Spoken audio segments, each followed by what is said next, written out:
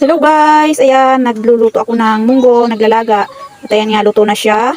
Yan, pang ulam natin mamayang gabi, ating gigisahin at lalagyan ng gulay. Yan guys, at luto na ito, ready na para igisa. Magre-ready muna tayo ng ating mga kailangang mga gulay. Simpleng mga ano lang naman, kunti lang, para may pangpalasa, okra, tapos talbos ng kangkong, yung ating kangkong, yun. Dito natin ilalahok, hindi natin nagisa kagabi, kasi ay naglaga lang tayo ng okra at yun may okra pa ngayon ilalahok natin dito. At saka bundo, yun lalahokan natin ng bundo or gabi, ano bang tawag sa inyo ng bundo? Bundo dito sa amin. Ayan, yung nilalagay baga sa sinigang sa mga sinigang na baboy or ano pa man. Yan guys, tara magkuha muna tayo ng ating mga kakailanganin. Dito na nga guys, kukuha na tayo ng talbos ng kangkong ko na nakatanim lang dito. Ano na natin, ititrain na para mas lalong dumami at tumaba sila. Kukunin lang natin yung mga dahon. Tapos ito ilalagay natin sa ginisang munggo. Yan, ito, maganda na ito. Pwede na ito. Yan. Kasi pag hindi naman ito pinutol ay mag-ano lang ito. Tulad nito, oh, tataas lang ng tataas. Kailangan sila yung tumibay yung kanilang puno. Ito masyado ng mataas, oh. Kailangan putulin para hindi siya maging ligi. Yan guys, ang ating kangkong. O, diba? Tapos ito, pwede pa ito. Yan. Tapos ito pa, oh. Diba? Pwede nang talbusan itong ating kangkong. Yung isang linggo lang natin tinanim pero mabilis siyang tumaba. Yan. Lalo itong tataba dito kasi ano na mas lalong dadami yung kanilang mga talbos. Yan ang ating kangkong. O diba maganda ang kanilang talbos at siguradong malinis at walang ano ito. Walang ano kasi malinis itong ating pinaglagyan. Tingnan niyo yung tubig, oh. Malinaw na malinaw. Yung mga ugat nila, oh, may kunting lupa din yan. Nilagay ko yung kunting lupa para yung mga ugat nila ay may lagyan din. Or may pagkakapitan yung mga ugat nila. O diba, oh? Ang dami ng mga tumutubong ano. Tinatanggalan ko din ito ng mga dahon na natutuyo na. At yan nga. Pwedeng-pwede na itong ating kangkong. Yan.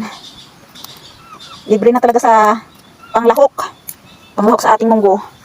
Yan. O diba? Para mas lalong maging ano siya. Hindi maging ano yung kanilang mga puno kasi ay lagi nating pinuputol. Diba? Basta may itinanim, may aanihin, may pang lagay na sa gulay. Itong ating kangkong. Di na pwede, kahit di na bumili sa ano, sa palengke. Kasi sa palengke ito mahal. 10 or 15.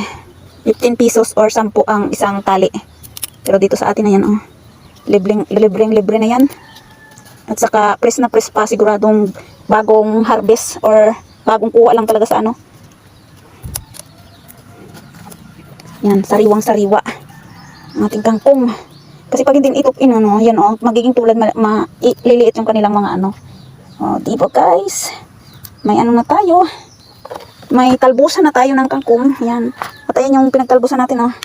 Oh, diba wala na? At ito yung ating nakuha. Oh, diba? Marami-rami din. Tamang-tama ito pang lahok sa ginisang munggo.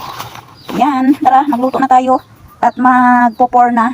Mamaya balik na naman tayo sa ating ginagawa pag nakapagluto na tayo. Maglilinis ulit. Dito na nga guys, ito na yung ating mga okra. At ito naman, kumuha tayo sa ating tanim din na ano, gabi or bundo. Kumuha lang tayo ng isang piraso na anak niya para taman-taman lang pang lahok. Yan. Yan guys, natin na slice na. At ayan yung ating okra. O diba, ready na. Puro galing sa ating mga tanim na mga gulay.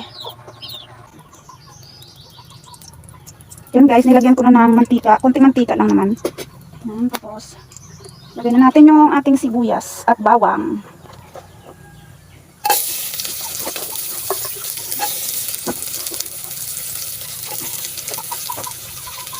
Tapos hintayin natin mag golden brown yung ating sibuyas para lumabas talaga yung kanyang aroma. Yung kanyang masarap na amoy. Tamang-tama ito sa ating ginisang munggo. Yan. Simple lang naman ginisang munggo. Walang kahit ano-ano, walang halong mga karne or ano man, basta simpleng gulay lang. Yan. Yan, mabango na yung ano niya. Mabango na yung sibuyas at saka bawang. Ayan, medyo golden brown na. At atin ang ilagay itong ating munggo. Yan guys. Lagyan na natin itong ating munggo. Yan, tama-tama lang itong sabaw niya. Yung pinaglagaan din. Yan. Saka na natin siya timplahin. Lagyan na natin siya ng pangpalasa. Kunting asin lang din. Yan. Kunting asin lang. Tapos, kunting bitchin.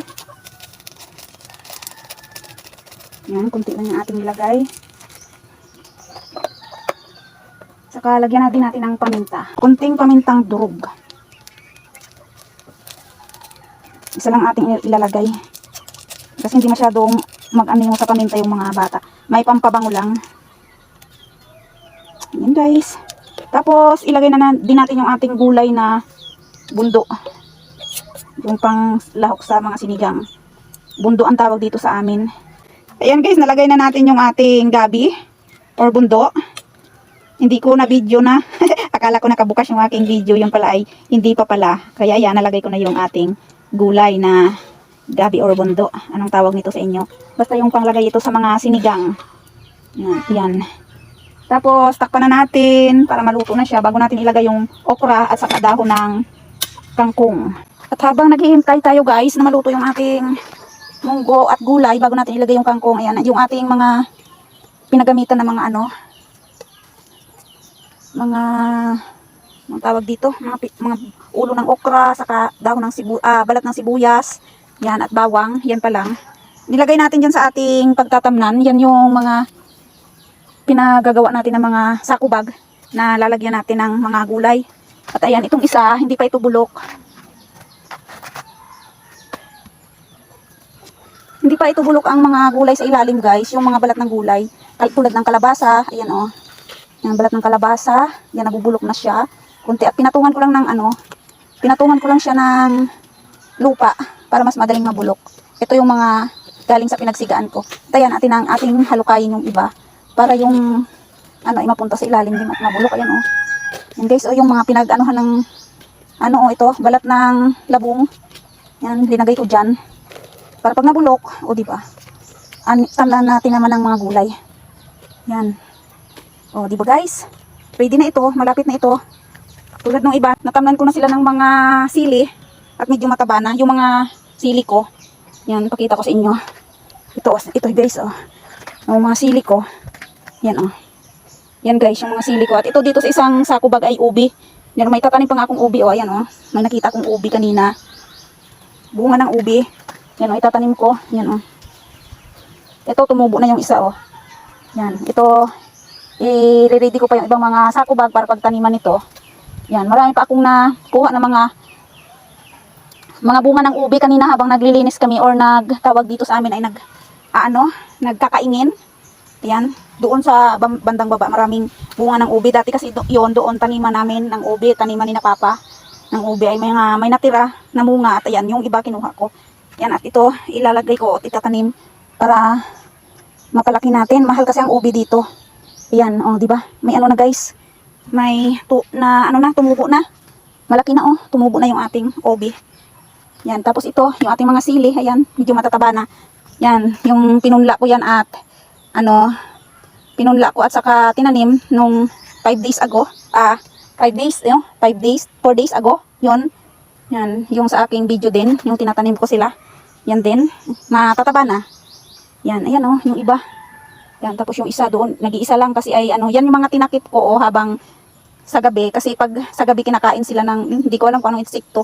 Yan ang mga tinatakip ko. Pero ngayon hindi ko na sila tinatakpan kasi ay, na sila, buhay na at malalaki na din. Yan, ang aking mga, tanim. Habang hinihintay natin maluto yung ating niluluto, yung ginisang munggo. Tara, check na natin kung luto na. Ito na nga guys, i-check na natin kung luto na. Yan, para, yan, ayan guys, ready na, luto na itong ating, yan, diba, ang sarap. Yan, ang ating munggo. At ilagay na natin itong ating okra.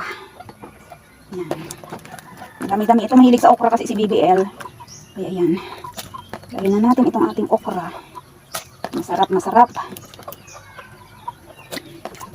Yan, diba? Tapos, ganun din yung ating yung ating kangkong. Isabay na natin kasi hindi naman ito pwedeng lutuin na masyado itong okra. Yung taman-taman lang. Para ready na ito. Parang hak-up lang baga. Tapos isaw-saw sa suka. O, diba? Na may sili. Masarap, masarap. Masarap itong ating okra na sinawsaw sa suka. Favorite din ni BBL. Yan, o diba? Yung ating tanim na kangkong sa lumang planggana na may tubig, na may kunting lupa. Yan. Napakinabangan na natin. Yan, diba guys? Yan, ready na. May ulam na para mamaya. Yan, diba? Pakuluin lang natin ng konti. Tapos ready na ito. Tikman na natin. Okay na guys. Okay na. Pakulo na natin at luto na ito. Yan guys, habang hinihintay natin maluto yung ating ginisang munggo, lalagyan muna natin itong sako natin ng ano. Yan oh, yung aking mga inipong lupa. Dito ito sa pinagsigaan ko. At yan, napakaganda ng lupa dito guys. Dahil pinaghalo-halo na yan, nabulok na mga mga damo, mga tuyong dahon. Yung iba sinigaan din kaya naging abo o may halo na mga sinigaan. Pero ayan oh, napaka ganda guys at napakabuhaghag ng lupa. O di ba? Kaya mataba ito dito. Yan. Ilalagay ko ito din sa mga pichay, ang iba. Yan yung mga dahon, ito mga ganito. Sama-sama na din yan dito sa sa sako. Mga tuyo at saka nilalagyan ko kasi ng lalagyan ko muna siya ng tuyong dahon. Yan sa loob una, tapos lagyan ng lupa. Tapos mga damo na naman o tuyong dahon na naman tapos lupa. Yan hanggang sa mag-mix-mix sila. Yan guys, o di ba? Ang ganda ng aking lupa, pinagsigaan. Habang hintay natin maluto yung ating niluluto, ito muna ang ating gagawin. Yan, maglalagay tayo ng ating mga lupa dito sa ating sako bag. Yan, di ba? O yan yung ating mga pinagsigaan yan. At ilalagay natin dito. Nalagyan na natin din ng dahon. Yan. Yan guys, para tam na natin ulit. Siyempre pipiliin natin yung mga walang mga masyadong bato at mga iba pang yung karamihan ay lupa. Maganda nga ito sana pag binistay. O, diba may bunot pa ating ilalagay ang bunot. Maganda ito pag ating binistay sana wala talagang halong mga mga bato-bato. Pinong-pino. Yan, buhaghag talaga siya. O, diba? Ang ganda. Yan. Maganda itong pagtaniman natin ng mga gulay. So ito sa mga pag may mga sako bag tayo ay nilalagyan agad natin ng lupa para ready na taniman. Sari na kasi itong mga nakaano dito sa lupang ito kaya ayan, maganda na siya. So, di ba? Medyo na din ito, na-imbak na din kasi ito dito guys. Oh. Ayan. Natin na yung sa ilalim pa Itim na yung sa ilalim Itim na talaga. Talagang na siya. Maganda na ito talaga. Tanim. Tapos ito mga damo. Ilagay din natin. Ito mga damo na to. Tanggalin natin yung mga malalaking bato. Pag may na tayo. Yan. Pwede na itong tamna natin guys ng tatamna na natin ito guys ng sili ulit. Tapos yung iba, tatamna natin ng tatamna natin ng ubi. Yan. O, diba? O, diba guys, ready na, Yan.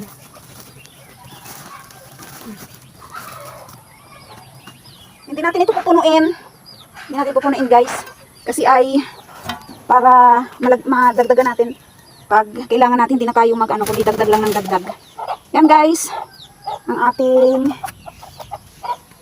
ginawa. Tingnan na natin yung ating niluluto at luto na yun. At ayan yung aming, yun yung aking mga sinabasan kanina habang naglalaga ako.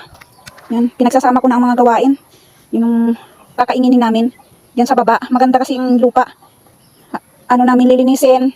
Tapos tatanim na namin ng gabi or bundo din. Yung ginagamit sa pangsigang. Yung tawag dito sa amin bundo. Yan guys. At ayan pa madami pa yan. Pwede din pabulukin yan muna. Pero lilinisin ko na yan, tapos gagawin ko ding mga compost yung mga dayami na yan dahil matataba sila. Ibig sabihin, maganda silang compost. Mataba sila pag naging lupa. Yan, o diba guys?